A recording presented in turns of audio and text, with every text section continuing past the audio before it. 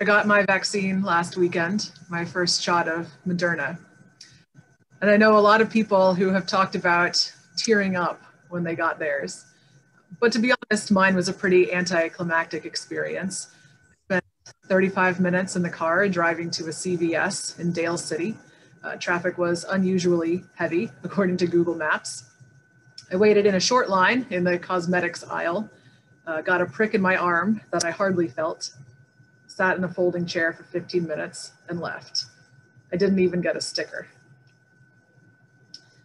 At the same time, I am really, really grateful. The fact that we have this technology feels nothing short of miraculous.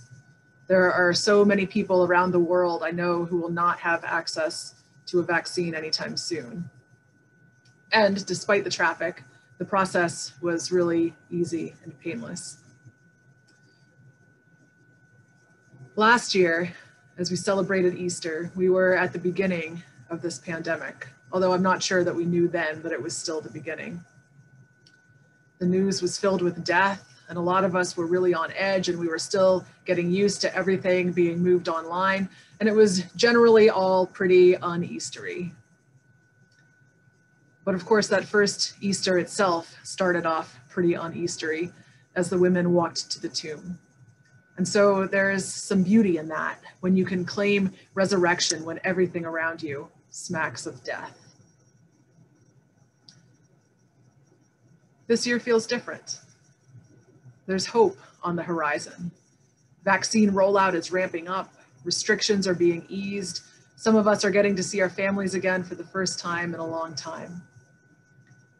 It feels in some ways like dawn is already breaking. And maybe that makes resurrection a little bit easier to believe in this year.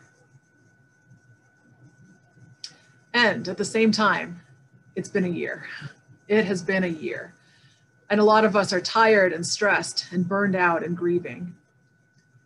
And even as vaccines are increasing, new cases are again too, and we're in a little bit of a race against time here, and it's not quite obvious that everything is going to be okay again. And as much as we want to see people again, we're also kind of dreading the day that we have to wear something other than sweatpants. It's this weird, messy, precarious, in-between kind of place that we're in right now. We're starting to breathe again. And at the same time, we're holding our breath.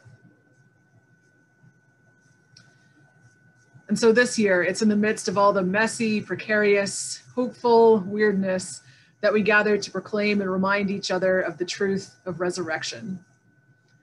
It's in that place of grief and exhaustion and relief and gratefulness that we hear the story once again of a man who died and some women who came one morning to anoint his body with burial spices and found an empty tomb instead. The story itself is a jumble of grief and hope and fear and confusion and amazement. It begins early in the morning when, as far as anyone knows, nothing has changed. The cross and the forces and the powers that put Jesus there are, as far as anyone knows, still the end of the story. The women come with burial spices, ready to anoint the dead body that they fully expect to find there. Because obviously, when there's a dead body on Friday, there's a dead body on Sunday. These things don't just change. Except when they do. Because there is no body in the tomb that morning. The stone seal has been rolled away and the tomb is empty. And if you were these women, what do you do with that? You don't just automatically snap right back into joy and celebration. You look at each other in fear and confusion and wonder what on earth is going on. But they don't have long to figure it out, because suddenly there are these two dazzling men standing in front of them, and it's clear that they are about to hear something they've never heard before, and that they will hardly dare to hope is true. Sometimes life feels like the grief and despair of Easter morning before the women reach the tomb. And sometimes life feels like this moment in the story, caught somewhere between death and resurrection. Usually, on average, and not just a year into a pandemic, we're somewhere between the past and the future, somewhere between brokenness and healing.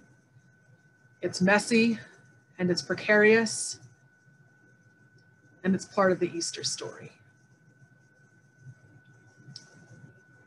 The story doesn't leave us there. The good news that Christ is risen will be definitively proclaimed.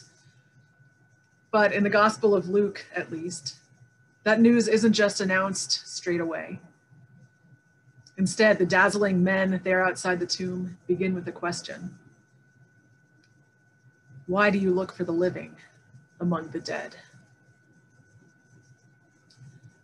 It's a rebuke, or at least it comes across that way. You're not going to find him here. The living, breathing human being you're looking for is not going to be found in a tomb. And it's possible that there's a question for all of us in that. Because in all the mix of hope and fear and grief and exhaustion and longing that is our lives, it can be easy to look for life in places we'll never find it.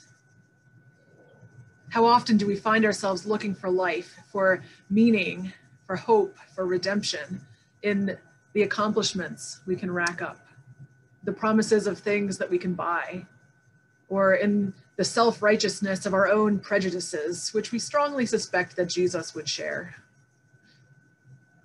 or even in a vaccine and some promised return to some idealized normal.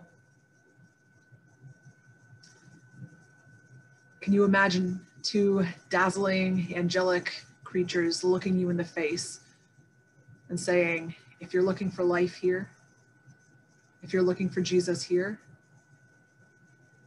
you're in the wrong place.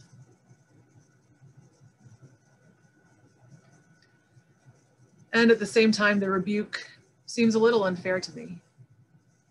Why are they looking for Jesus there? Well, because that's where they left him on Friday. And again, generally a dead body on Friday is a dead body on Sunday. They haven't shown up to the tomb looking for the living among the dead. They are very explicitly looking for the dead. Burial spices still in hand. But death is not what's there for them to find. Unfair or not, it's this question that stops me in my tracks every time I read this passage. Why are you looking for the living among the dead? And I love that question because honestly, I hear it not so much as a rebuke, but as a challenge. Because for us, for those of us who know the rest of the story, for us who know the answer to why Jesus' body isn't there in that tomb, it seems to me that looking for the living among the dead is exactly what we as Christians need to be doing. We know the rest of the story. We know the tomb is empty because of the angel's next words. He's not here. He is risen. We know that hate and fear and oppression and shame don't get to have the last word. We know that God's love and mercy and welcome does. Which means that we actually can show up at the tomb looking for life in the midst of death. And I don't just mean that we can be optimistic, always looking for the silver lining, or that everything is always going to work out the way we want it to. That clearly is not the case. Death is real, and all the forces that play into it. For the more than 550,000 people who have died from COVID since the beginning of the pandemic, death is real. For George Floyd and Breonna Taylor and the other Black people who have been killed by police violence, death is real. For the Asian women killed recently in the Atlanta spa shootings, death is real. For Jesus, death is real. Death is real, and so is sin and fear and despair. But because we know the rest of the story, we know that God is at work creating new life, even in all of these things. And the thing is that it's usually not such a neat story. And we don't just move instantaneously from death to resurrection. We usually get to spend some time in that messy in-between. It's the in-between of healing grief and fighting for justice not yet realized, and being faced with the work that we need to do on ourselves. And it's the messiness of forgiveness that isn't just like flipping a switch, and it's beginning to take the meds. And it's that first in-person trip back to your favorite grocery store. And it's life and death all mixed together. God is at work in the chaos, exhaustion, despair, the messiness of life. So why do we look for the living among the dead? Because we know Jesus is there. And where else are we going to find resurrection except in the midst of death? And where else are we going to find healing if we don't look in the midst of brokenness? And where else are we going to find grace if we don't look in the places we thought that grace couldn't reach?